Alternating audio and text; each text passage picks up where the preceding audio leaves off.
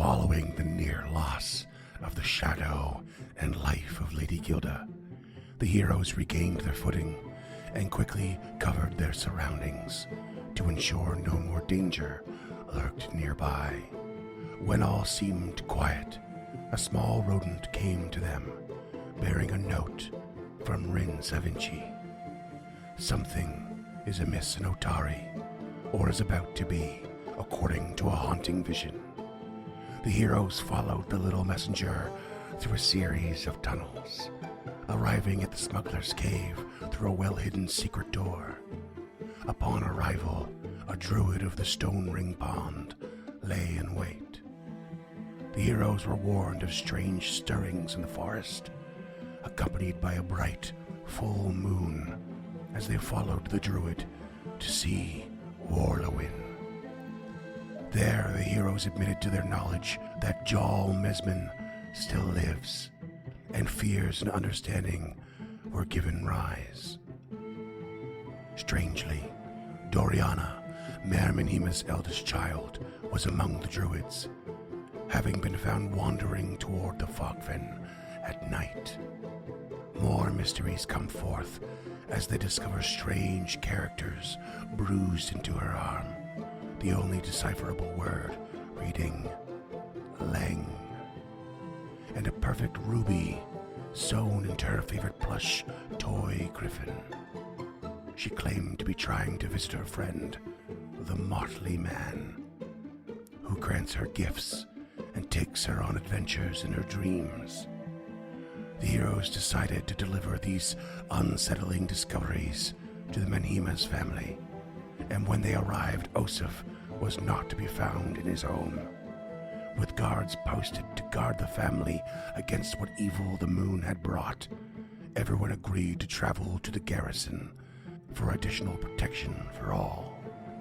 And when they entered the town, a cacophonous choir of baleful howls filled the air from all directions. Hello there, creatures and denizens of the North. James here with a favor to ask of you. We want you to go out and tell a friend about one of our shows. Word of mouth is so important for a burgeoning network like ours, and each and every one of you can help us grow just by mentioning one of our shows to a friend, a game master, or someone on the street with a cool shirt.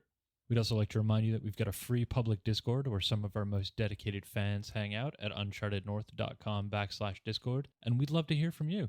And if you really like what we do, you can help us create these shows and get some cool rewards in the process at patreon.com/unchartednorth. That's it. Thank you so much for listening, and we hope you enjoyed today's episode.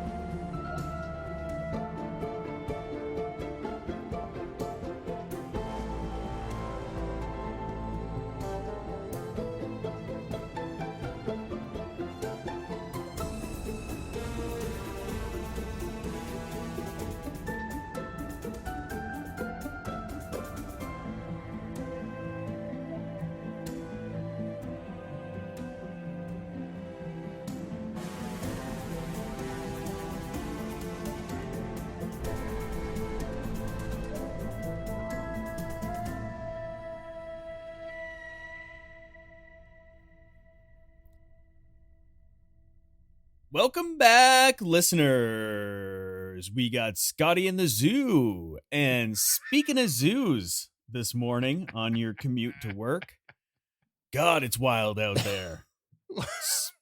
Speaking of the wilderness, I was at work the other day and I was talking to my colleague and we saw a coyote run across the road. And then we just got to talking about animals and which ones we'd like to be. I don't know. You guys can choose this one however you want. Is which one is closest to you that you think? Like me, maybe a panda, or which one you want to be, like a wolf or a lion or something dope like that. So don't everyone volunteer at first. James. I actually, yeah, okay. So when I was a kid, I have a friend who's always been like An animal. a little more mystical than I've ever really been able to get down with. But she, when we were kids, told me that in a dream I was a falcon, and that was always kind of stuck with me. They're fast, they're shrewd, they've got really good eyesight, like a bunch of shit that I don't have. But I always thought that was an interesting concept. And she told me that I was specifically a peregrine falcon, and peregrine is of course Latin for lonely wanderer. So that made a whole lot of sense, and it really resonated to me. To the point where my entire upper back is tattooed wings of a peregrine falcon. So that would have to be my answer. Yeah, yeah, my whole upper back. Yeah, I thought it was Latin for two Holy smiles, but okay, peregrine. that's English. Peregrine. Freeman. Honestly, I've not really ever thought about this too much. I don't think. My first thing was I don't have any reason to want to be this animal. When I was a kid, for whatever reason, I was obsessed with lynxes. I loved the lynx. Thought they were really cool. Probably just because the little tufts on their ears. I don't know. Very cute. Kids are weird, and I was no exception. But honestly, I'm actually a little bit flabbergasted that James said falcon, because that was the second thing that went in my head. I was like, I think a creature of flight, especially a predatory bird, but not a massive one. I don't want to be a big one. I want to be one that's fast, like stupid fast. And Fastest creatures on earth, my dude. A peregrine falcon, yeah. So I was like very much there. The other one maybe would be for an alternate flight flying animal would be probably a parrot of some kind. I think it's not only beautiful, but just like really impressive creatures. Like they're so intelligent, some of them, like African greys and macaws, and they're so just like capable. And it would be nice to be a little more intelligent than you currently are, right? Right, exactly. Yeah. We'll give you a reason to talk to Yeah. yourself. And that guy The is alternative is- always eating crackers and talking about how much he likes it. The alternative is I could be a Canadian goose and know what it's like to be the biggest asshole in the world, like Scott. Hey, shitting everywhere. For the record, if I was going to be an animal, I think I'd be more like a barn owl. Like kind of cute, kind of fluffy, but you don't want to approach them or look them directly in the eyes. I was trying to think of an animal that has like a lot of beard but not a lot of top hair.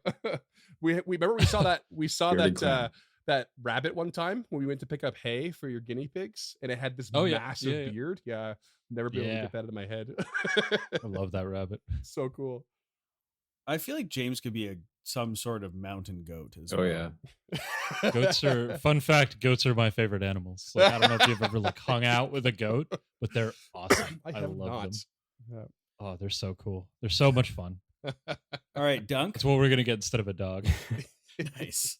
See, this is a real big coincidence. We're gonna have to market 3 for peregrine falcon, guys. No, that's a joke. Probably the noble capybara would be the aspirational goal there. Just totally zen. Yeah. Hanging there. But I mean, more realistically, it would probably be like I don't know, like an opossum or something. A possum or an opossum? An opossum. Possums are quite cute. Opossums are the ones that sometimes are cute and sometimes they could show up looking like a cat straight from hell. Yeah, there's some ratchet ass motherfuckers. That's why you have to caveat it. Oh, awesome. And what can I say? When the going gets tough, I just like to play dead and not get leprosy. Nice.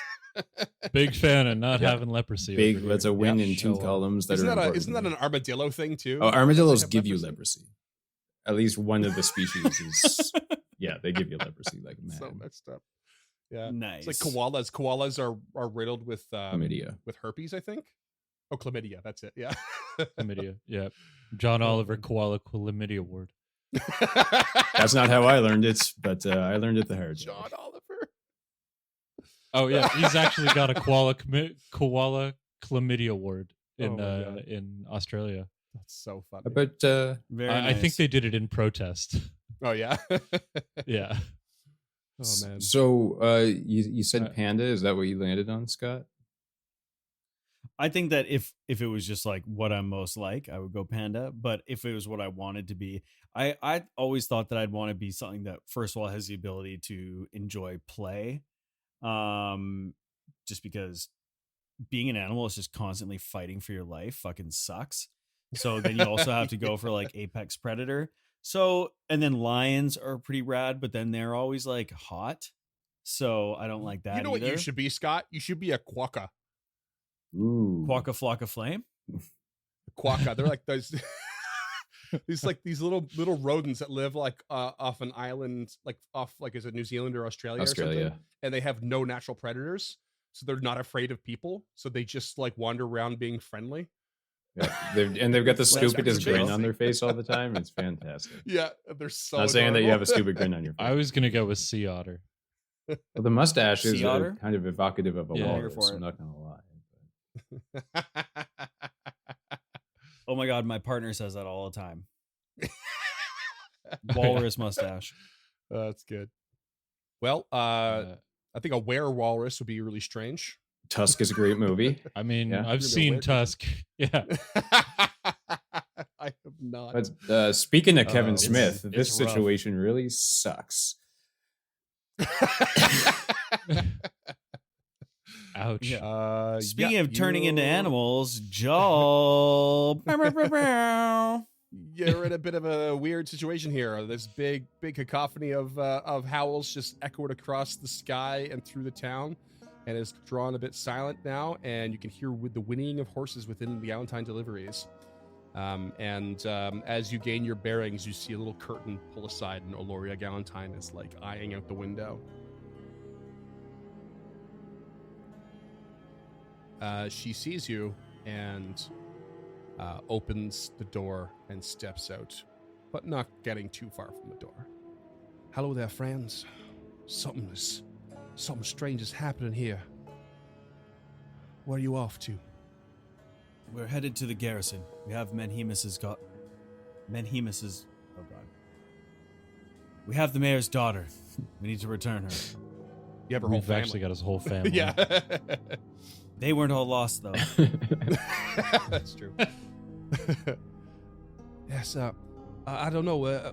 The horses were in the stable were starting to get a bit skittish and a little bit too much for my liking. And I heard some howls not that long ago over to the west or the east there, and so I decided to bring them in because they would not steady. And my couriers, or most of them are out of town on deliveries, but a couple of the local ones talked about seeing some sort of two-legged wolf. One of them even said there was a flying wolf, which sounds crazy to me. I don't know what he's going on It's called about. the bat. But we did see, and one of them said they saw Menhemus marching by here, all in a huff. Took a right down the road there towards the smithy, I think. Bar your doors and stay inside. Yes, I will do. That was the other thing is the town guard came through and saw me bringing the horses in and told me to do just that. I thought I'd step out and say what I can. Best of luck. If you want the family to stay here, they're more than welcome, but the garrison's probably safer. Yes, your stable seems more like an unstable right now. We should take them with us. If you would like, you There's could. no time for levity, Crocker. I'm being deadly serious. If you'd like to join, you could come to the safety of the garrison. But you may have to leave your horses unattended. I'm afraid that's not an option. These horses are my livelihood. We'll be fine in here, I'm sure. Aloria goes back in to continue soothing her horses. Who are, you know, we let they're- her know to like board the windows and the doors until she hears a shave and a haircut, Sure. and then it's safe.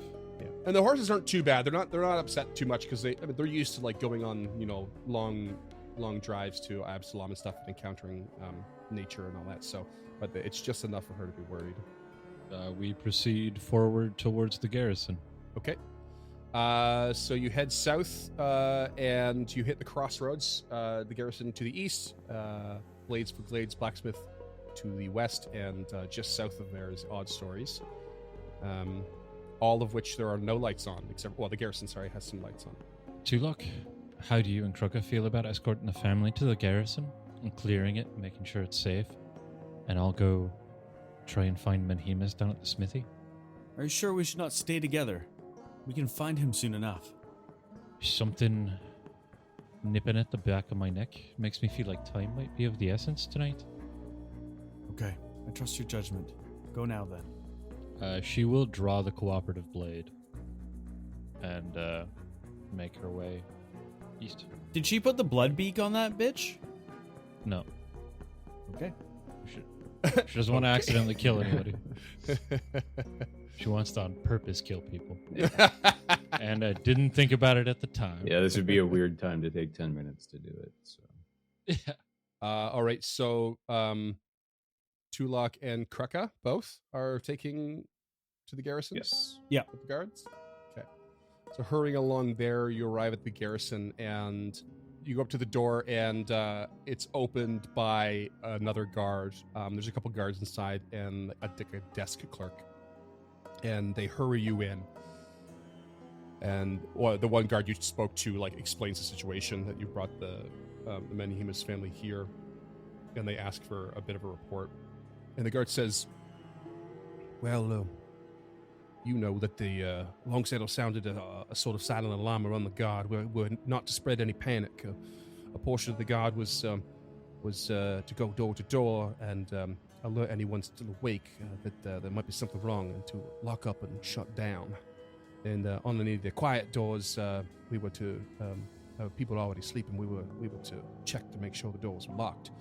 A portion of the guard went with Longsaddle in town to find for the signs of danger, and Gerald was sent up to Menhemus Manor. I guess he's coming back into town, according to our lad here.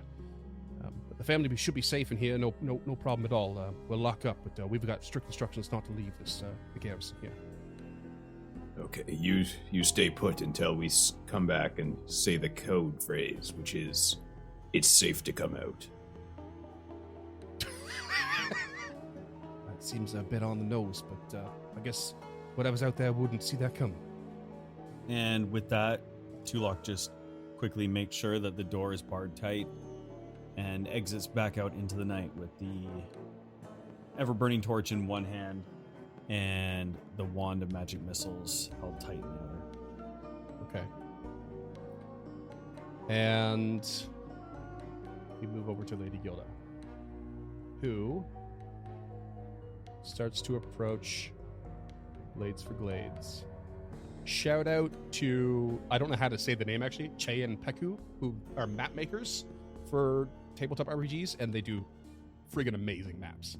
And they make a lot of money on Patreon, and they deserve it. They're really, really cool. Shout out. But here is the outside of a blacksmith. It's not to scale on the old Atari map, but you can suspend your disbelief, I'm sure. And you walk along this road, Lady Gilda, and all is eerily quiet as you do. As you get closer and closer to the blacksmith, looking for any signs of anything, really. You approach this low fence by the front door when the door bursts open and an apprentice comes running out. And she's like holding onto a hammer and like wearing an apron and just is like, has lost his mind. Oh my God. Oh, Lady Gilda. Oh, he's lost his mind. He's going to die in there. And just as she says that, and she like slams the door shut behind her because she's like, get me, I don't want to be in there anymore. And she's trying to block the passage. And you hear this howl from above you. This baying sound. And I need you to roll me a will save. Oh.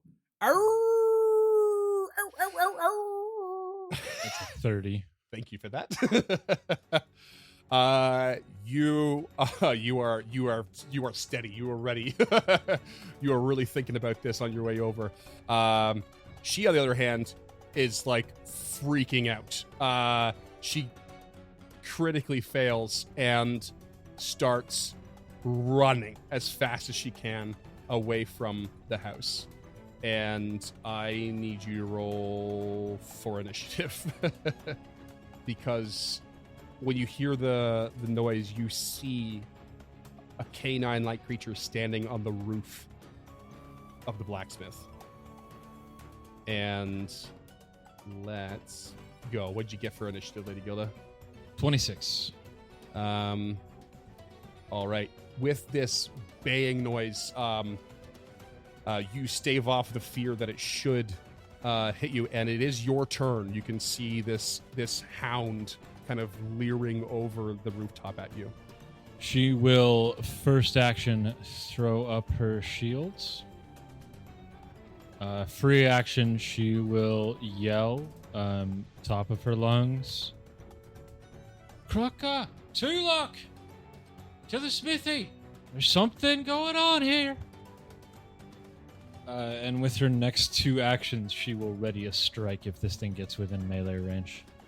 Okay, and this hound, this canine creature, steps off the roof and at like a 45-degree angle just starts walking on the air straight towards you. What?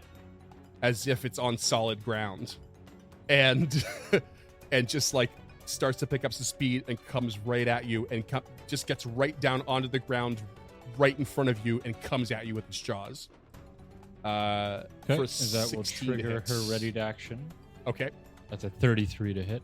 Oh, that's a crit. Hey. Yeah, She's baby. ready. That is 16 points of slashing damage with the cooperative blade. Awesome. Okay, you can go now. And then it tries to hit you and it misses. And so it will try again. That's the spirit. And it misses miserably again. Definitely not a yes hound. Spoilers. Another hound on the roof on the other side starts to do the same thing. It starts to walk down through the air impossibly as if it's solid ground. And it picks up speed and runs towards you and still manages to reach you 40 feet away with only 1 action, and it's going to attack as well. And that's going to be a 27 to hit. 27 is a meet to beat. Oof. Okay, that's 16 damage in total. She will block. Oh, sorry, actually, nope. Hold up. It is 14 damage because the evil damage does not affect you. Okay, she will still block. Oh, yep. And the second attack is a 22, so that's going to miss. I do need you to roll me a will save, however. Okay, will save is a 29. You good. And the apprentice is just running, and they're not running the way you told them to. They are in a total panic and just keep going. Now we have basically, as you guys are heading from the garrison, Tulok and Kruka, you heard this baying. It's like a 300-foot range. It just goes like really, really far across the town, and then you hear this like faint voice and this cry for help. And I can only assume you're going to start booking it. Yep, to the library. Ooh, I was investigating. Yeah, I'm moving at half speed, so You have 300 feet to cover. I'm not sure if is there a run in. I don't think there's a run because you can just use all your actions in 2E. So, yeah, you're Is a it ways really away. 300 feet? That seems so. I'm guessing you're checking on the Atari map. Yeah, I am. Yeah, It does not look that far. yeah. It's kind of coincidence that it's a 300-foot range on that thing. Right. But yeah, it's about 300 feet. So how fast can you guys move per round? 25, baby. Well, per round, it would No, that's be per action. 75 feet. 75, baby. So Okay. So that's 4 rounds. assuming you guys book it 75 feet, 4 rounds to get there. that's where we're at. Lady Kilda is a bit on her own right now. This is terrifying. I didn't see this coming. I'm gonna go ahead and ask you guys to roll for initiative so that we can keep a proper track in here. No. If We don't Parker, roll, what'd you you get? can't hurt her. 22. Okay, Tulak. 23. Oh, that's kind of perfect. Amazing.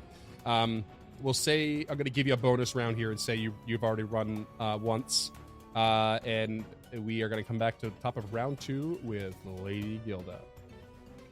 Who is obviously going to start this round by throwing that shield back up.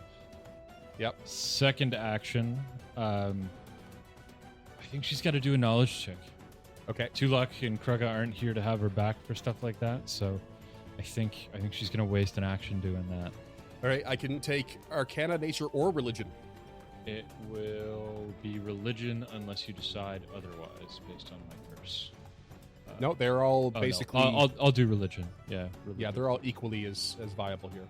Yeah, and that's one of those things where I can choose and you can just roll twice and take the negative. Yeah, result. I'll tell you. I'll That's tell correct. you when to roll twice. Ooh, isn't that a natural 20?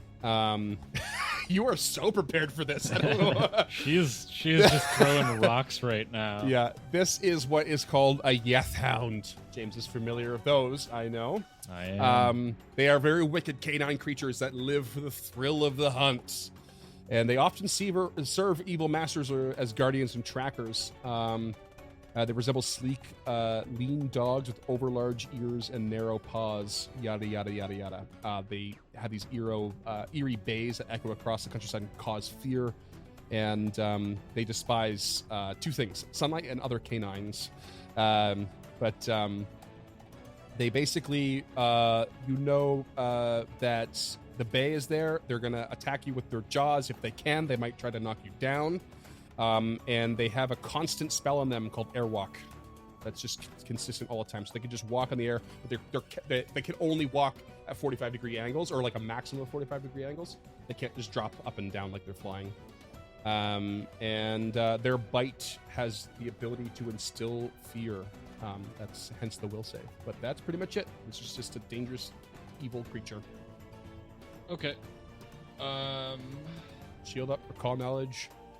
Yeah, she will strike at the one she's attacked previously in the interest of decreasing their numbers. Good call. That is a 34. Ooh. That's another crit. That is 16 points of slashing. Okay, 16 slashing. Oh, I should tell you too. They do have a slight weakness to silver. Okay. 16 slashing, beautiful. Tulak and Kreka, for yourselves another 75 feet. That's 150.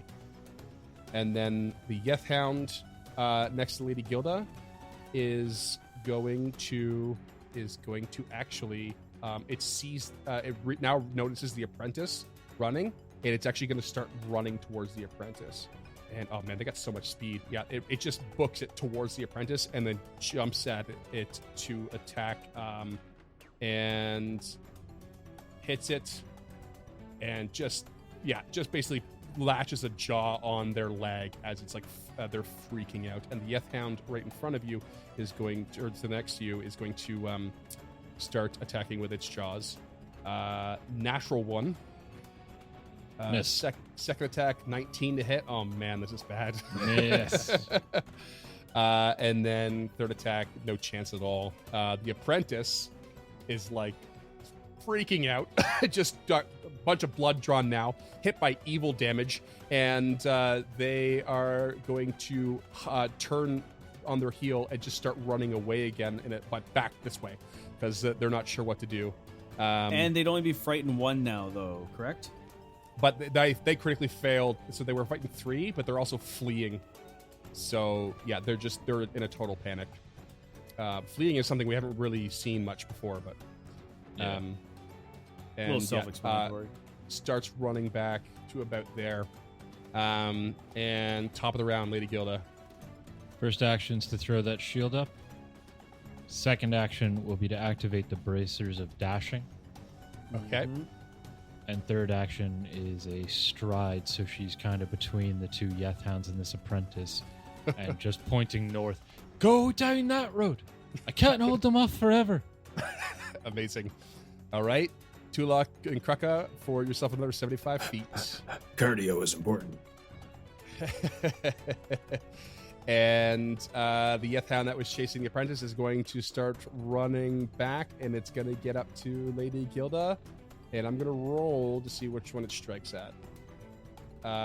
It's going to be Lady Gilda. Jaws attack for a 30 to hit. That is a hit. And that is going to be 12 piercing damage. And I need a will save. Okay, I'm just going to take that full 12. Okay. And that is a 28 will save. You're good to go. And the other Yeth Hound is now going to sprint towards you and get into a flanking position. And is going to strike at you for a miss for 17. And That's a another critical miss. Bites its own tongue. And another miss for a 22.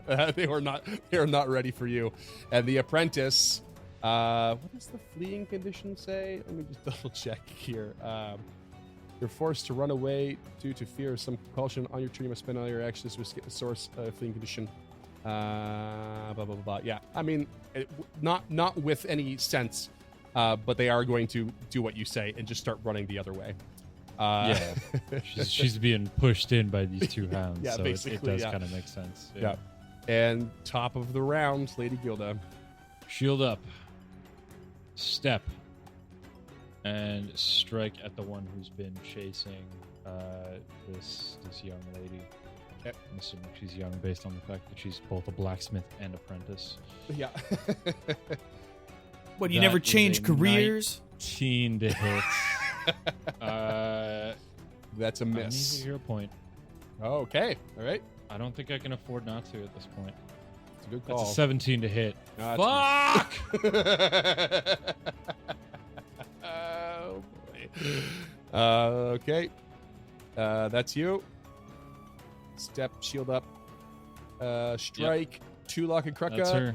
You arrive. No. Do you not? No, we're still 75 feet away. One are more you? round. And I don't continue running, motherfucker.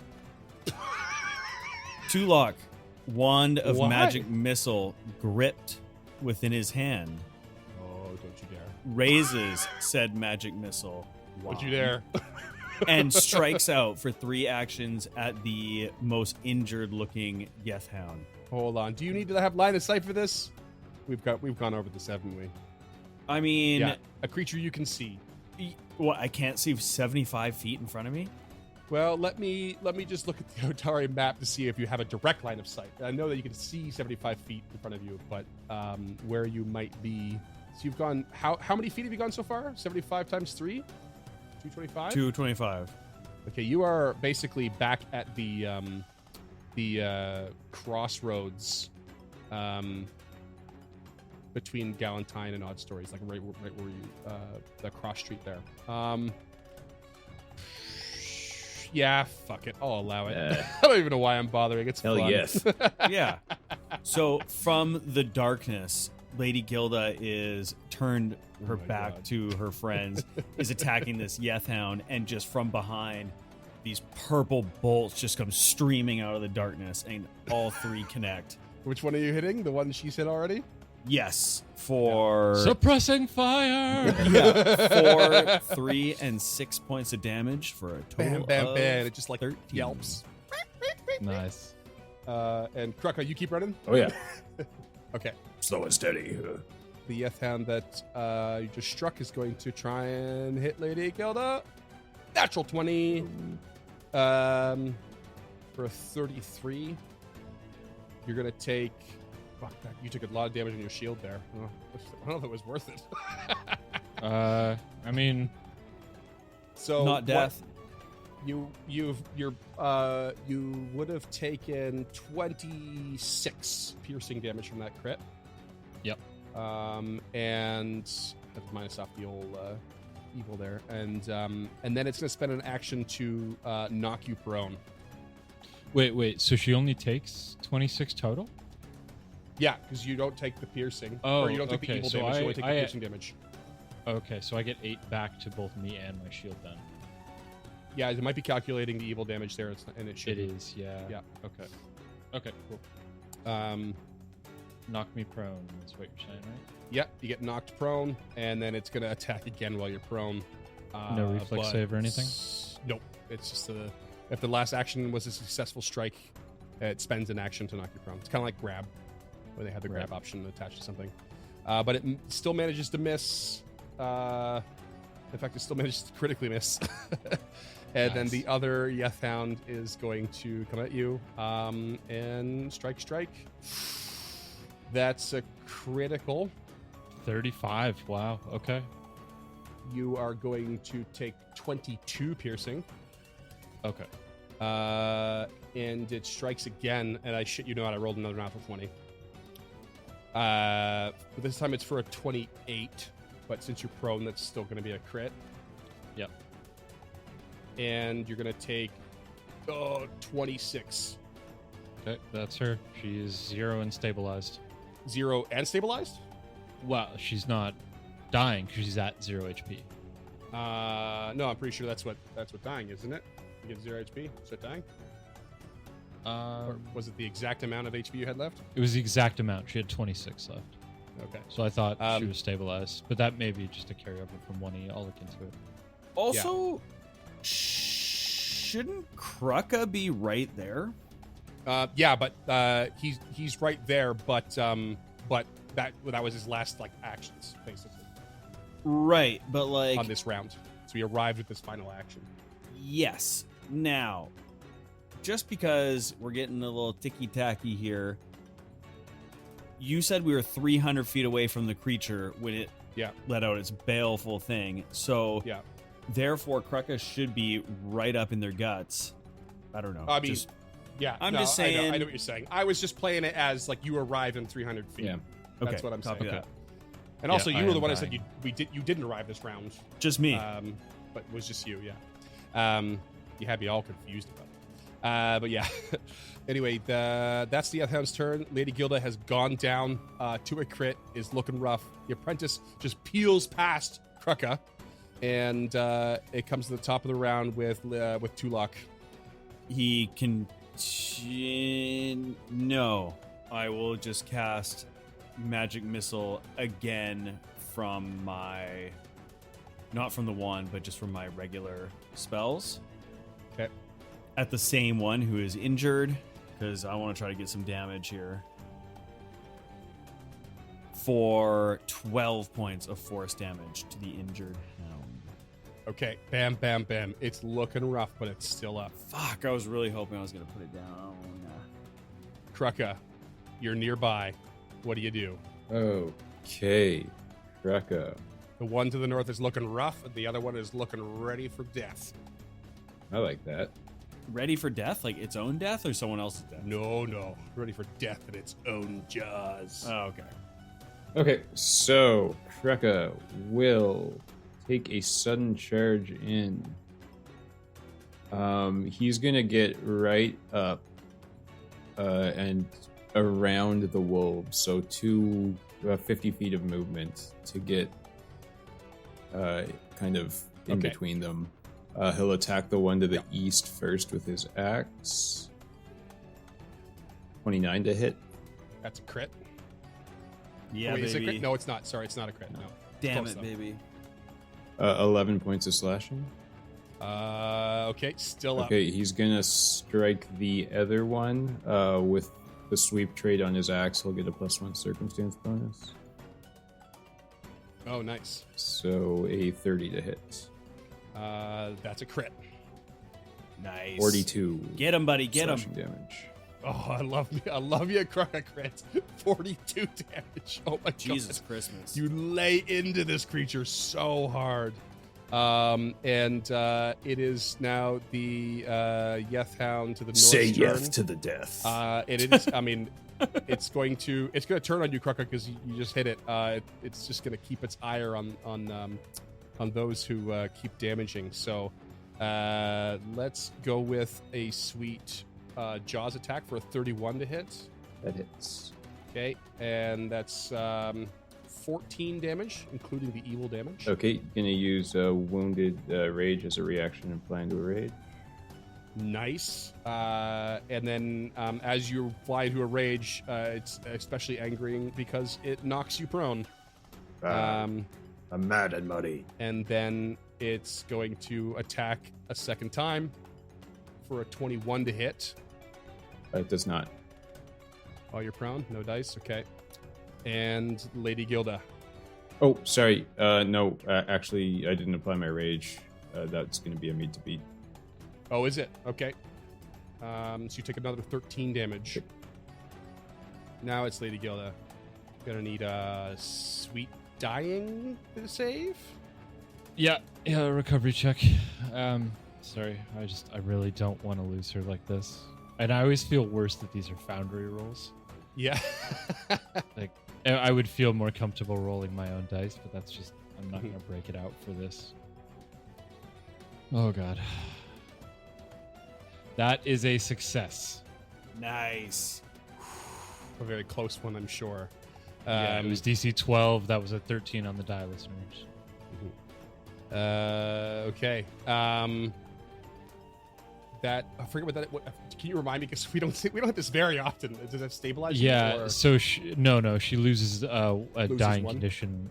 Yeah, it's 1 for a success or a fail, and 2 for a crit. Okay. And the Yeth Hound that Krucka just hit is going to spend all 3 of its actions throwing out another bay. So here's your justification, Scott, for the little extra space. You weren't affected by the bay, even though it has a 300-foot range. There's a little extra space there for you. But now you all are. So everyone roll me a will save, excluding James, I think. See if you can hear it, but he's not conscious, so I think we're all right there. Normally, auditory effects have a conscious thing. Yeah, and the apprentice blacksmith critically fails again and just keeps booking it. Poor thing. What'd you get, Tulak? 23, baby. Okay, you good, 23 Krucka? and 17. 17, not so great, but it's just a regular fail, so you're going to be frightened 1, which is not a great combo with you being prone right now. Down by the bay. But that's all of that Yethound's turn. Tulak, you're up. God, you know what? I just keep burning them, but I think that Tulok is just gonna cast. You could one divide up your more- missiles too, right? Yeah, I know, but it's like I'm just trying to put this fucking north one down, right? Yeah. So another 3 rounds for 13 points of damage total. Okay, I'm gonna let you have it anyway because I think it's way more fun. The first one absolutely kills the Yethound, and the other 2 you can redirect. Perfect. I So would the say. yeah, Considering so the other two they gets- auto hit, I feel like it's fair to say you can redirect them. And bam, bam. Okay, and that one's looking pretty rough now. Krucka, what do you got? Not a ton. Uh, Sorry, what bite just... its ankles. Oh, yeah, striking from prone does... Yeah, it's not great. Okay. So, It's 1 action to stand up. yeah, so 1 which action technically to... would provoke normally. Yeah, well, he's going to take it. 1 action to stand. Okay. And 1 action to strike. 20 to hit, hero point. Nat 20. See, James, that's how you use the hero Nice. points. Yeah. Yeah, Roll it buddy. lower. For I should Fucking just right. always keep one in the coffers for her. yeah, yeah, right. 40 points of damage, 32 slashing meat fire. Yeah, dead. Nice. Absolutely dead. Krucka and Tulak save the day for sure. Holy shit! Combat over. This is That is why. another success on my save, so I am no longer dying. Nice. You're stabilized and unconscious. This is a good Yep. lesson in like this. It was honestly a calculated decision to separate the party, and I agreed with your decision making on that. But damn, this is an example of why it's dangerous to separate. Well, yeah, 3 fucking crits in a row. Like, well, That that'll was put it down any bonkers. PC. You should have been able to handle that fight honestly by yourself. and but those she crits would fucked have, ya. but Yeah. 3 natural 20s in a row. Like, that's why I didn't Foundry. want to roll the Foundry. fucking recoveries in Foundry. Yeah. However, I will offer you a hero point for your defense of the apprentice and like making sure that it was pushed. They were pushed in the right direction. Honestly, that's the only reason I would have been okay with Gilda dying here, is because Yeah. she would have died like a hero the way she wanted to, protecting Mhm. innocence. But Yeah. so I do appreciate that. Maybe Aurori appreciated that too. Ooh. Maybe. We'll see. Rory's not really a protection deity, but it's possible. This whole Santa Claus naughty nice list shit is kind of. I could get frustrated by it pretty quickly.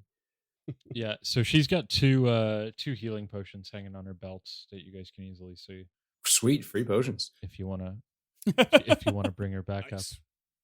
Yeah. Okay. Grab those and head to the library. Greco will Ground score. Greco will pour one down her gullet. Thank you. Wow. Okay. Awesome. Pretty good at pouring down gullets. That guy. 20 HP back. Yeah, Nice. that is that's almost max. It's 20 back. And then she'll give herself a lay on hands. As this is happening, Tulok sees that Gilda's okay and Kruk is taking care of her, and he peels past and to the door and just yells, "Menhimes!" And like as you peel past, you can hear commotion inside. Like something is going down. Yeah, and Gilda immediately stands after taking the potion and laying on hands, and will take the last one off her belts and follow Tulok. Shrek is gonna drink a potion and before he follows them. Okay. And you guys peel in. What's your marching order? Actually, it doesn't matter. I'm gonna bring you to the interior here. Tulok You kicks step in the into- door, waving the fofo. Yeah, that scroll of mending might be valuable right about now if you wanted to pop it off there, Tulok. Didn't you already use it? You used it forever ago. You still have it? It's Another still in one? his inventory. Can you Okay. use a scroll Yeah, I of don't mending think on we a scroll ever- of mending? I remember you used one like way back in the bookbinding room. Right? Yes. So you guys burst into the blacksmith. You could see the forge is like still a little bit. Ignore the map; it's not that red or glowy. It's just coming down still. So it's a little bit warm. And there's just like everything you would imagine. There's just like tools and weapons and all kinds of stuff. But the first thing you see right away is through a door straight ahead of you is an unconscious dwarven apprentice. Just beyond him, a dead guard. You can tell just by this twisted shape. You can catch a slight glimpse of another guard that is wounded and prone by the side door next to the dead guard, and you can just barely catch a glimpse of Osiv, who is looking like he just got hit by something and looking really panicked. And we're going to re-roll initiative again. I'd like to keep my 26 if that's okay by you. Do you guys want to actually? I'll let you all keep your initiative if you want to roll it over. You never know how it's going to turn out I actually don't care. You guys can decide. as a group or not at all. I'm cool with reacting to the situation as it is, or we bust in and reroll them. Yeah. So a new initiative, Sure. Let's get a fresh start. and I would like to make the case for athletics for my initiative because we are just hustling. Yep, I'm down for that. Kraka, you could do the same. Tulak, it may not be your purview, but you're welcome to do it as well. Nope. I would like to make the case that because I yelled Menhimes before I entered, that I would like to roll with diplomacy. The old Yeah, what did diplomatic combat. I think that's just a duel. That's a tough one because you yelled. What did you yell? Benhima's, "Are you okay?" or something like that. No, I was just trying to alert him so I could save his life. Oh. I'm gonna say Boo. no. Boo. What do you got, Lady Tulak? I mean, Lady Gilda. How rude. Jumping the gun there, bud. I guess Freeman's shipping Gilda and Tulok. That's a 19. 5 on Okay. the die for my athletics roll. Nice. Not great, Tulak. 20. Okay, should have stuck it with the old one, guys. Kraka. Sure. 29. Coming in hot. Nice. 29. Okay. So the first thing that happens is you see Menhima's like stumble backwards, and his eyes turn and spot you, and they go wide, and he says, "Two arms, heroes. Join me in bringing down this fell beast." And he basically, he uses an ability called Call to Action. And you all receive a +1 status bonus to attack and damage rolls until the start of the mayor's next turn. Nice. And then he throws a hammer in his hand at something you can't see. And you just hear this bam and this like really loud yelp. And it is this creature's turn, which then you see like this big like sort of claw, or not claw, claw? No, hold on. No, you see a big head like lunge forward. Only Kraka can quite see it, and come at Menhimes for a 30 to hit. Ooh, that's a big old hit. And Menhimes takes a pretty good chunk of damage and then gets knocked down. Gilda And starts then- mentally preparing her campaign. We need a mayor that doesn't get eaten by Yeah. dogs. And then, for some reason, true to form, with after the knockdown, can't seem to hit flat-footed. And Kraka, you're up. 2 arms is what I have. Just took a hit. And is 2 arms is what I will use. And he will fly into a rage. Are you fly in a rage? Yep, he's gonna go for the classic sudden charge into the room. So 2 movement actions. He'll just step over the dead dwarf. Yep. Or prone dwarf, unconscious. Yeah, and as soon as you step in, you see what you saw outside, but much larger. And you can get right up to it with Yep. a sudden charge. And he will do that and strike at it with the axe. Because boy, Okay. is he not going to waste any time this time. Okay, he's going to waste a little bit of time. That was an 18. That's a miss. Okay. And next up is the Otari guard, who is like freaking out a bit. He's like looking at his dead comrade, and he spends an action to stand up, and then with proper training runs over to try and get a flanking position, but like it's like a little panicked. They can't quite get it. And so just swings with the club in hand and actually manages to hit and deal a little bit of damage. And Tulok, you're up. All right. Real quick shout They're out weak to silver. What? Shields. Silver. Yeah, they're weak to silver. Yeah. Yeah. Yeah, it doesn't help. I want to give a quick shout out to Duncan for earlier saying "say yeth" to the death. I didn't catch that. That was a fucking hilarious bit, and I just thought about it again, and that's just solid. Thank you. Tulok is in the room, the first room, but cannot see the Yeth Hound or whatever the fuck is in there. And so he actually is going to hop up, and if he uses 2 actions to run in, he can't do much. So he hops up on the workshop table to get a view into the room. And from there, Jesus Christ, this thing's fucking huge. Yep. Yeah, he it's a large sees creature. Yeah. And like you get in the room and you can see the place has just been like smashed to bits. Like there's just shit everywhere. Like this thing just came parading through and just has destroyed shit. Okay, so he sees that and he will cast telekinetic projectile, sending a blade flinging at this creature All right. for a 31 to hit Ooh, yeah, that hits. for 17 points of piercing damage. Very good, very good. Awesome. And that's him. And Lady Gilda. Gilda is going to move her full complement of movements, so she's standing above the corpse in the doorway. That's 2 stride actions. That's 40 feet. Mm-hmm. And that puts her within 10 feet of this creature. And since she can't do much else, she is going to reach into her bag and draw something called a fear gem.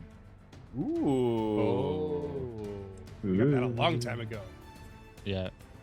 Fear gem. What does the fear gem do? It takes 2 actions to activate, but then I make a strike, so it'll be next round. And it's an intimidating strike as the okay. fighter feat. But if I crit, everything goes up one step higher because of the fear gem.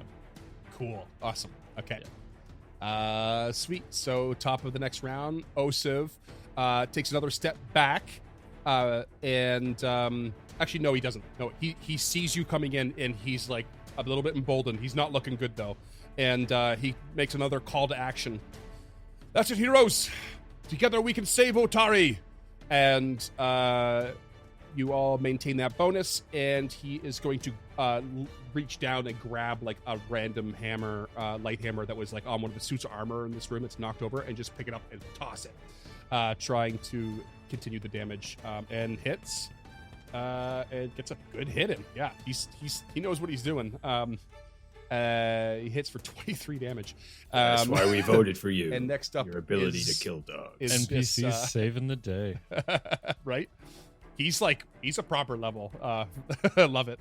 And next up is the what is known as a Yeth War Beast. I'll just say right now. And it is going to turn to its two new attackers and get this here. And a 20-foot cone shoot out an ear-splitting howl straight at the both of you. I need a reflex save from both of you, please. He smells my dog. Uh-oh. From Kruka and Lady Gilda. Yeah, that is a 19 on the die for a 28. Yeah, that is a Okay. 9 on the die for a 19. Not so much, baby. So I'll just reveal this real quick so you can do the half if you want, James. But 26 damage to Kruka, and half of that to Lady Gilda, another 13. And then it takes a jaw attack at Kruka for a 36 to hit. Yeah, that's a crit. I will use my Retributive Strike Nice. to reduce that by 8 points. Sorry. Okay. A whopping 58 damage. Okay. So you reduce that by how much? 8. 8 damage, so 50 The damage. best I got, but It's That something. smacks you, and I need a will save, please, from this bite. Oh, God, 18. Okay, you are frightened one. What do you do? It's your turn. Oof. Well, that's awesome. This thing just fucked you up. Yeah, so first action, he's going to... free action, he'll change the grip on his butchering axe and draw the silver hatchet. Okay. Second action, he's going to take a step southeast to put the thing into flanking. Yep. And good then call. attack with the hatchet. 27 to hit. That hits. That is 7 damage from the silver hatchet, 2 of which fire. Okay. And it takes an extra 10 from the silver. Not bad. Not your best Nice. hit, but it's a decent strategy. That's your turn. That's my turn. Okay, and emboldened by your actions here, the guard is going to start swinging like a madman, but misses and misses and misses. It was a good effort, This thing's son. like flailing, and he just starts trying to hit it. He's like, "Yeah, yeah, get him, Kruka, yeah!" And he's Aim for the giant dog next time. he's just like hitting the counter and stuff. Tulak, what do you got? Okay, Tulok is going to raise his hands, and from the floor come out skeletal, misshapen forms erupting from the floor, hands gripping and ripping at the bottom of this beast. It is going to be a 10-foot burst, just basically directly underneath him. So I need... Okay. Oh, Little man. belly rub action. Like, just taking up his whole space. Hell yes. Nice. I need a basic reflex save. Okay, I got a pretty good reflex. That's a natural 20. Okay. Yep. So Pretty you good. take 1 point of damage, as I rolled basically minimum damage. Amazing. And then Tulok will do a recall knowledge. Don't you worry, buddy. That's just 1 turn with you, son of a bitch. Okay. And recall knowledge. That's the same as before. That's Arcana, Nature, or Religion. 21. Yep. You beyond what Lady Gillis told you, you know nothing else. The only thing really beyond that is you witnessed that conal attack that you're shattering scream or whatever. Okay, I was hoping to roll a little higher than that, so moving on. Not your best turn, Lady Gilda. Can you show him up? Lady Gilda will step 5 feet because I don't think I want to risk the stride just in case this thing does have an AOO. And then she will use the Fear Gem. So this black gem with dark smoke writhing inside. She smashes against a cooperative blade. Nice. So we make a melee strike. That is a 33 to hit. That's a hit. Okay, you are frightened 1. Okay. And I just need to make sure you're not actually frightened 2. That is 14 points of slashing with the cooperative blade, and okay. I need to actually check the fear gem item. Yeah, it's frightened 2. You are now frightened 2. Frightened from 2, the, okay. the fear gem. Yeah, that's what Nice. the fear gem does versus the intimidating strike. Sweet. And unfortunately, that is all 3 actions. Okay. Man, Frightened 2 is no joke. So that's pretty awesome. Top of the round. Osiv is going to continue the call to action. Sorry, that would actually, with the call to action, that would be a 34 to hit. That would be a crit. Okay, so that would be 28 and frightened 3. Whoa. Okay, so we'll take another 14 damage and frightened 3. Oh my god. Nice. Just remember, listeners, every +1 matters. Yeah. That's Yeah, massive. well, yeah, it wasn't on my character this God. time around. So yeah, Yeah. I just needed to double check that. That's Yes, so it was a plus crazy. 15 to hit. So yeah, there we go. You've just dropped this thing's AC by 3. That's amazing. And Yeah. amongst other things, Osiv rallying continues the call to and- action. Sorry, one more thing. yeah.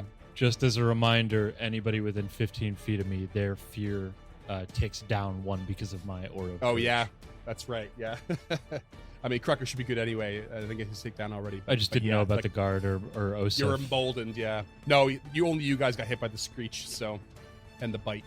But Osif call to action, and then feeling emboldened, steps forward and scoops up a light hammer and is getting ready to like melee hit. But that's it. That's his turn. The Yeth Hound, the Yeth Warbeast. Oh, he's got so many targets. Who should it be? 1 for the guard, 2 for Osif, 3 for Lady Gilda, and 4 for Kruka. I'm afraid that's a 4. Coming at Kruka, who's not looking great. It's a 19. No dice. Followed by a 17. That's dice. Followed by a natural 20 that amounts to a 24. What's your AC? 23. Oh my god, it's an actual crit. Just I will use barely. my retributive strike as well Okay. Oh, man, this to is reduce that by 8 damage. awesome. Okay.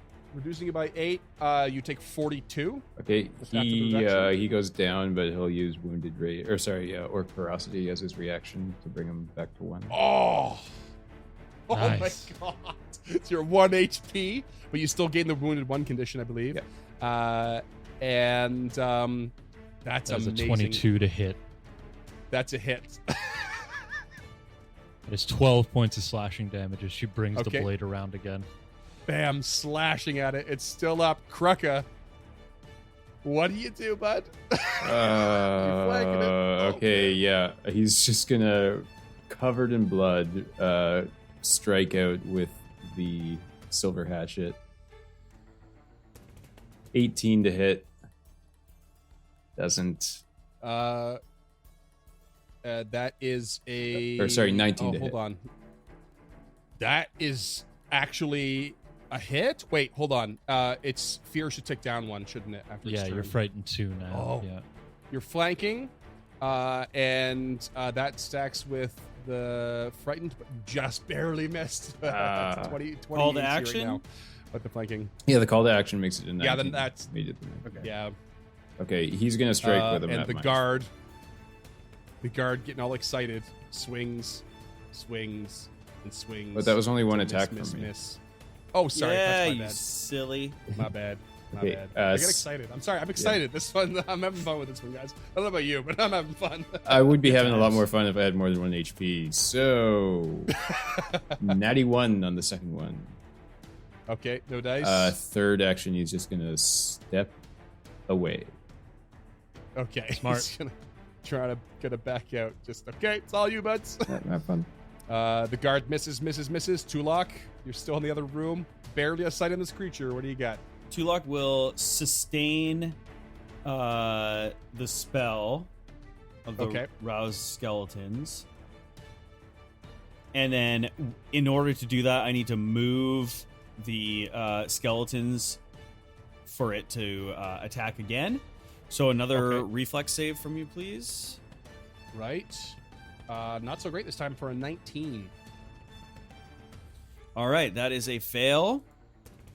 Nice. So you take 10 points of slashing damage as these claws attack from below. Okay, describe how rousing the skeletons from the ground pull this thing apart. Yeah, You start absolutely. tickling its belly, and it dies of laughter. You bastards are creepy fucking skeleton hands, and they tear it to shreds. It's just pulling its entrails out of its belly from below. Just reams. And the thing's leg is kind of going involuntarily. Yeah. And it's just yelping and screaming in these high-pitched shrieks as it dies a morbid, disgusting, macabre death. And then just as quickly as Tulok has done that and realizes it's dying, he immediately quits sustaining it because he realizes this is the first time he's used a power like that that's as necromantic and fucking creepy as that in front of anyone that isn't in the adventuring party. Right. And is embarrassed by that.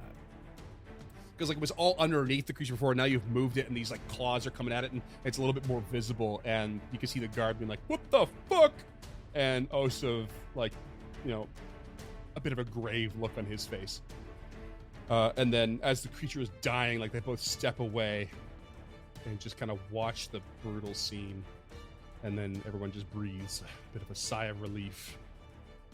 And the guard and Osov both just like kind of sit and slump for a sec against the wall. No time to rest now, gentlemen. Osef, your family's at the garrison. They need you there now. And don't you dare go out on a tirade like this again. You have people who depend on you. Oh, and we found your other daughter. Yeah, She's because there he's with like, them. he's about to say, but I have to. Oh, you found Doriana. Where was she? She was safe with the druids. Druids. Why was she with the druids? It's probably a story better told at the garrison and maybe not here in the wake of this corpse. We need to get you all there, get some healing, and well, the three of us need to go back out and make sure the rest of the town's okay. Yes. Yes, okay. She You're right. sheathes the cooperative blade and is just like panting, hands resting on her knees, like just Yeah. beat up, like cuts all over her face from the Yeth hounds. Yeah. I don't know about you, but I love the imagery in my head of Lady Gilda now like using a sword. Like she's been punching, but it's just like, you know, now is the time to pull out the deadly weapon, and I love it. Mm-hmm. Nothing like a sword and board imagery in my head. I love it. Well, I'm wondering, I know Osif has a lot on his mind right now. Did he notice that Gilda is brandishing the cooperative blade? At the moment, no. He's like too wrapped up in everything, I would say. He was like, you know, the moment Lady Gilda was like, your family's there, and he was like, still thinking, no, I gotta go find Doriana. Okay, so Tulok considers this fact, but says nothing upon it. Yeah, and Gilda's aware of this, and that's why one of the main reasons why she sheaths the blade and moves the conversation along. Like her intent is not to talk about Rajani other than the fact that he's no longer with us. and in as vague of terms as possible, because she doesn't see a world in which he can be redeemed in Menhimez's eyes, but he's redeemed himself in her eyes, and she doesn't want to tarnish that legacy at all. Yes. Okay. So Osif and the guard don't take too much longer. They get up and they follow your lead to get back out and towards the garrison. Are you going to escort them there, or are you going to leave them to their own devices? We'll escort them there. I mean, Gilda's just like panting, so a little bit of a walk would give her an ability or the time to catch her breath. So what is that, like a 5-minute walk? Yeah, it's pretty quick. Yeah, Kruka is bleeding profusely. Well, not bleeding mechanically, but flavor blood. Yeah. Well, I'm hoping once we get to the garrison, we can take 10 minutes so we can do a couple of treat wounds and then move back out on the town, because we're I mean, as much as I, James, the player, believe we're done here, Gilda sure as shit does not. She, full proper fan sweep of the city. All right, so you make it back to the garrison, and Osif is just like ecstatic to see his family, especially Doriana. He's sort of fawning over her. The guards are, immediately start attending to the other guard, and there was the unconscious blacksmith in there as well. And they, that way they would have drug here to mend up. Blackout Smith. Yeah, Gilda will just carry him. She's got an 18 strength. She's all right. Just one shoulder. While you're here, the guards offer a couple potions. They can offer you 2 healing potions moderate. Heck yeah. Which are 3d8 plus 10 hit points. So, assuming Kruka drinks one. Yep. You can take 20 HP back from that. That's a drop in the bucket. And yeah, you could take another one, or I can give one to Lady Gilda. Give it to Well, depending on what we're doing here, Gilda's going to heal up on her own, but that's up to True. James to decide. Yeah, you can just tuck that other one on your belt, Kruka. Could you just quickly do a repair check on my sturdy shield, and Gilda will do a treat wounds on you and then a treat wounds on herself. Do you have the wounded condition, Kruka? No. Actually, it didn't really say. Should. Yeah, I would. Yeah, you went down. Oh, no. Oh, yeah, you do, because you technically go down, but your arc ferocity keeps you up, but you do gain the wounded condition, yeah. Okay, so that's a 15 on the die, so that will remove your wounded condition, and you can have 6 HP back. Okay. And then she'll do 1 on herself, which is a critical fail, so I'm going to remove 2d8. Oh, you know what though? If you want, I was planning on giving all 3 of you hero points for that combat. You can spend it now if you like. Oof, even I'm just me? gonna make sure Wow. it's 1d8. Yep. I think getting up on the table and like staying out of the way was actually a really good strategy in that tight quarters environment with a lot of people. So. And even though it only got 1 point of And, damage the first time, my skeleton hands killed it. Yeah, you really ripped it up. I don't know if I like that spell, to be honest, though. It is some awesome imagery too. For a 3rd level spell, it's not a lot. 2d6 is not a lot of slashing damage. Well, it's the sort of spell you don't use generally don't use it against one big creature. You use it against like multiple like smaller guys. Or Very bigger true. guys. Very true. That's crowd control. All right, Duncan, 2 repair checks. What did you get? Okay, first one, a 28. Okay, so that's plus 10. Okay, the next one? 26. Also plus 10. That's great. Okay, so Gilda's looking okay with the 20-minute rest. That gives her 20 back, plus the 5 walk, minus the 6. So she's sitting pretty close to full. Kruka, how are you doing?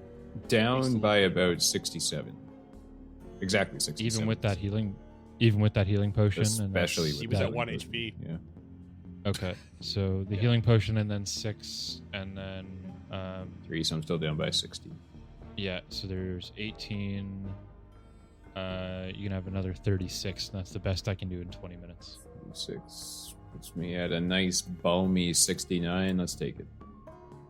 Actually, he'll drink 1 more potion before we go into this. Okay, I mean, we can take another 10 minutes, and I can give you another 18 back. But at that point, we've rested for 30 minutes, and I don't know how much time we actually want to rest. Like, in Gilda's mind, it's, literally treat wounds and get the fuck out Yeah, of I here. don't think he'd want to sit around even if he was a little bit hurt. So, Yeah. Yeah, I'm going Things out. are pretty tight here now. Yeah, resources are very tight. Okay, yeah, that did it. He's back up to full.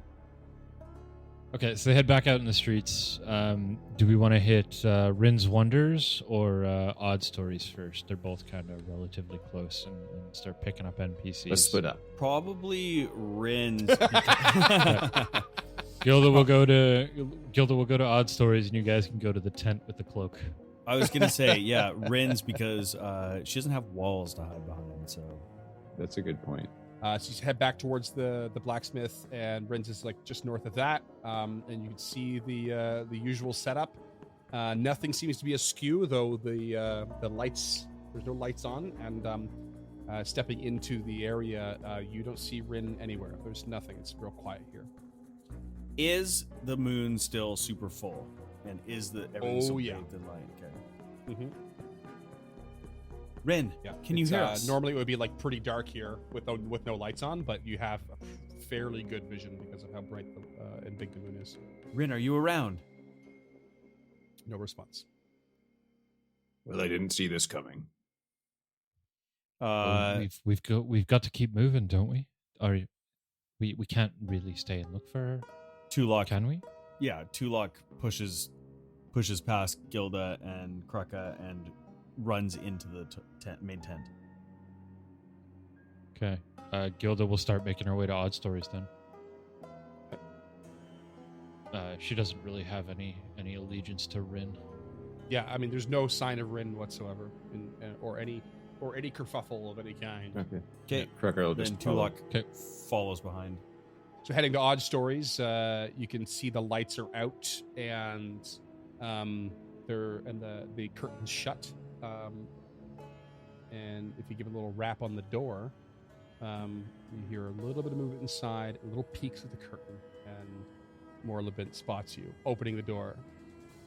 Like, oh, fancy seeing you. Your timing seems pertinent. Please come in. I don't think we really have time for that, Mr. Bint. We're just checking on everyone we can and asking them politely to head to the garrison. Oh, yes, sir. The guard came by earlier, told Kevin and I to actually lock up and turn the lights off. We heard the howls afterward and even spotted a wolf or two stalking through the streets afterward. I think the timing was perfect. In fact, we heard rumors from the guards that people were talking of a bipedal wolf creature of sorts. And I, of course, set Kevin off on some research, and he's been looking at were creatures. Are you familiar with were creatures? As opposed to what or why creatures? Oh, Krucka. Oh, Krucka. Now is not the time for levity. I was I'm sure being Tulok deadly recently serious. told you that already. Tulok comes from behind and says, What have you found out? Tell us of Kevin's research. I'm afraid I don't have much other than some simple things. They are triggered by the moonlight, which causes some concern for the current situation. And they are weakened by attacks from silver implements as well, it seems. Isn't that right, Kevin? And Kevin's like in the back, nose in the book. He's just like nodding his head. And the only thing we've really come across beyond that is something that can prevent this curse, as it seems to be, this were curse. Before the first time someone transforms into one of these were creatures, if they can survive the effects of the poisonous plant known as wolfbane. Wolfsbane, it seems it can remove the curse, but it has to be done early, and it is a harrowing process. Beyond that, we just keep looking. Gilda's like tapping her foot as he's talking, like constantly, head on a swivel, like just waiting to move the fuck on. Yes, of course. Apologize, Lady Gilda. Please go on. We will be safe here. We would prefer to stay in our own home, if that's all right with you. We will continue to search for more information if we can. Yes, yeah. Sorry, I didn't mean to be rude there, Mr. Bint, but you must understand things are happening. They're happening quickly, and They're not happening particularly well, if you catch my drift. Yes, I understand, of course. Here, I was hoping to use this as a bit of a distraction should something come by, but I have the ability to cast a bit of invisibility upon myself and Kevin, so perhaps this will be of use to you. And he specifically hands a scroll to Tulok, which is a scroll of illusory creature. Ooh, all right. So illusory creature is a pretty decent spell that is on the occult spell list. So Tulok shouldn't have too much trouble using it. It's a level 2 spell, and it basically creates a larger, smaller creature. It generates sound, smells, and feels believable. And if you and the image are ever farther than 500 feet apart, it ends. So it's got a huge distance. It can't speak. But it's got a few things. Like you have to sustain it, and it gets 2 actions per round. And it uses your spell attack roll and attack roll for attack rolls and whatnot. And it's got a whole saving throw thing you can look at, Scott. And it's potent enough to actually like count as flanking. It doesn't do a lot of damage, but yeah, it's a neat little tool to have in your belt. Nice. I'm an illusory creature baby, so why don't you kill me? Yeah. That is a fantastic spell. Why the fuck don't we use it more? Because no one has it. Summon ghost creature. Yeah, so Morlabint bids you adieu and steps back in and goes back to working away with Kevin. I guess the Farmers Guild's the next on the list. It's the next closest. Your local 4-H. Let's go. Yep. You head down to the Farmers Guild, and you can hear a similar noise, but with different animal voices, as you heard at Galentine Deliveries, and that there are sort of whinnying and scared creatures inside the building. So the livestock is not out in the yard anymore. And approaching here, you get you knock on the door, and Hala Highstepper very quickly opens the curtain of the window and closes it, and then there's a couple beats, and then opens it, looks at the curtain again and realizes who it is, and then quickly opens the door and says, come in, quick. They quickly go in. Okay. Ooh. So there is like a borderline panic in this room, you can feel like, and it's just Hala and the animals, but like you can feel this like tension building, and as she's just like, welcome. Is everything okay out there? I heard howls, I heard screams, I think, and there was a two-legged wolf. I don't know what's going on. The animals were freaking out, and so I had to bring them inside because I feared for wolves. I don't know what to do. I'm really scared. I don't know what to do. Is it just her in there with the animals, or him, or have we ever met him? We as players have met Hala, but not our characters. I don't think. Yeah. Hala is a female halfling who runs the Farmers Guild. She's just there by herself. Old friend of Raphael. Or Arthur. Arthur, yeah. Tulok approaches, pouring a dram. You are gonna now use this flask of fellowship to death, aren't you? Hala, calm down. Speak to us why you're so nervous. And she takes a drink of warm milk. She loves warm milk. She can get that fresh from the cow, like 4 feet away, being awkward just in a hint corner. of nutmeg. So that's a 19 on my diplomacy check. Bad roll, but 19 on my diplomacy to try to calm her down. And get information if she knows anything that we haven't heard already. And her hand is shaking on the cup, and it was kind of like she's like half listening to you, and she's looks like she's a little bit appreciative of your effort, but she's looking also to Lady Gilda and to Kruka. Like, is it safe out there? Is everything okay? I don't know what to do. Gilda's got her back to her and is just like constantly looking out the door. She's paying as little mind to the civilians as she possibly can, kind of leaving that to the locals between Tulok and Kruga. Yeah. And what are you doing, Kruga? Just hanging out with a goat. Just hanging out with a goat. Okay, you just acting casual. Acting as non-scary as possible. Okay, so she turns to Krucka and just sees how casual you are, and she's like, starts to be like, okay, everything's fine, okay. And then she turns to Lady Gilda, who is just stalwart and staring at the window. She's like, no, it's not okay. Okay, it's not okay, is it? It's not okay. Look, she's on guard. It's not going to be okay. She's just like that. Tulok says, "It's okay. Just relax. Close the door behind us and lock it. And stay here with your animals. Do not leave the house until a guard comes to get you. We must move on." They told me to stay in. Oh no! If you're gonna go out there, everything's gonna go wrong. Everything will be fine. Why is she on guard? You can feel the panic building, and the animals start to shift. Hala, We just need to go out there and make sure that we have taken care of all the creatures so far. We have already removed the wolf that walks on two legs. It will be safe. We already have a code word. The code word is, it's safe to come out.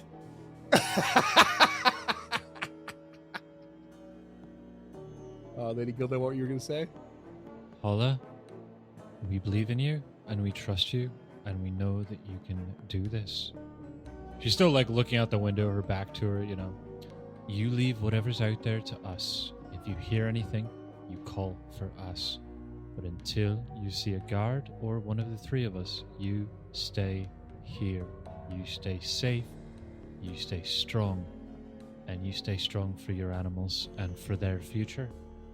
She's like doing her best to like force out this aura of courage to Hala, like just really try and bolster her spirits without doing very much, you know. Okay. I'd like to attempt a diplomacy check to try and calm her the fuck down. Okay. That's a 14. And I just wanted to say that it was Lyme disease, not leprosy, that opossums don't get. Oh. Good catch. The rare Damn. mid-episode correction. Oh, just right at the very end. Amazing. And okay, and she, you know, because everyone's kind of trying to calm her down in different ways, including Crocker just being casual, petting the goat, she starts to like, you know, just let a little bit go. She's like, okay, there, and she just starts going over to Tem with the animals. She's like, thank you, we'll be okay. I'll remember the code word. Good. And if you could maybe give us a quick blessing of Erastil, because we are about to go on another hunt, Miss High Stepper. Can she do that? She's the priest of Erastil, isn't she? No, she has a shrine to Erastil, like in the yard, but she's not a priest of any kind. Those classic barnyard shrines. Classic barnyard. Okay. Tulok steps out of the home as well, and they move forth. Krukka's just, here, boy.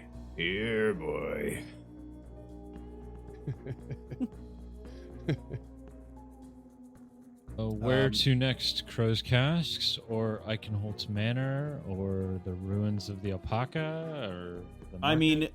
I question whether we need to continue spelling out each individual place, or can we hand wave this, or like if we say that we go to each place?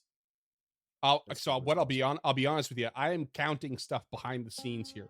Okay. The progress you make, how much you accomplish by checking in on people versus how long it takes you to get where you don't even know where you need to go. So everything matters. How long you take and how much you help matters. Copy that. Okay, I say personally that we go to Crow's Cast next, and then we just slowly work our way towards the Dawnflower Library. Okay, wait. I hear what you're saying, but what would Jal want? What do we know about this person? If we're assuming they're behind it at all, wolf on two legs, I guess that could be... You guys don't know much at all. The only person who actually knew anything was Fizzit, who imparted some knowledge to you, but you guys never followed up on the character. So all you really know is that he used to be a serial killer that hid among the druids, and then one day was found out on a full moon when he went on a rampage, and he ended up killing many people, including Keelan Lathanar's wife, and Oh, then was shit. driven Yeah, I basically forgot. off a cliff into the ocean, and is believed to be dead other than by Keelino, who to this day collects and pays well for wolf pelts. I mean, maybe Crow's Caskin in the market then. Because if Keelino's constantly hunting wolves, he's got to be a target, right? Yeah, And it's got a it. wide open space, great for a showdown. Yeah. Let's fucking go. Just hope that Okay. some rain starts and there's a little thunder booming in the background. So Crow's you had- Cask next, and then So you head to market. Crow's Casks, which you would normally expect to be bumping at this time of night. It's only about 10:45 at this point, and it is As the completely kids say. shuttered. You, when you get to the door, you actually see there's a sign on the door that says, it used to say, it's not scratched out, that that place was closed for some sort of private event. But then underneath it says that the private event was canceled due to illness. Someone could roll me a society check on that. I got a 13. You're not from this town, so you don't really get it. We get one from the other guys. 19. 27, sweet baby Ray. Okay. Tulak, you actually kind of know what this what illness would be when it comes to Crow's Casks, because you can go in and try new alchemical concoctions from Magilloy at the risk of like getting sick for like 24 hours on them or something like that. So probably the staff was drinking the concoctions and it was like, oh shit, we can't cook any food tonight. Like we gotta shut this place down. So it's like a semi-common local thing. But there appears to be absolutely nobody in the building whatsoever. Okay, so we head to the farmer's market. As you are looking here and like kind of peeking at the windows and trying to figure it out, you hear a commotion coming from the south down the way. There's a wooden bridge that crosses the Osprey River before the stone bridge where the Crux Nook sits on, and you could hear it coming from down there. And you could hear someone basically hollering and screaming, and then you start to hear barks and howls from down there as well. Well, let's get the fuck away from that. Gilda starts motoring towards it as fast as her 20 feet per action can carry her. All right. You guys book it down there, and you get to the bridge, and you can see in front of you the bridge is in disrepair, or rather it's been a lot of planks have been pulled up because it's in the middle of important repairs. And on the other side of the bridge is a guard on his ass, like crab walking backwards away from this massive dire wolf and two wolves flanking it. And they look like they are on the hunt and about to pounce on this dude. And you have this barely passable bridge in front of you. And that's what we're going to call it.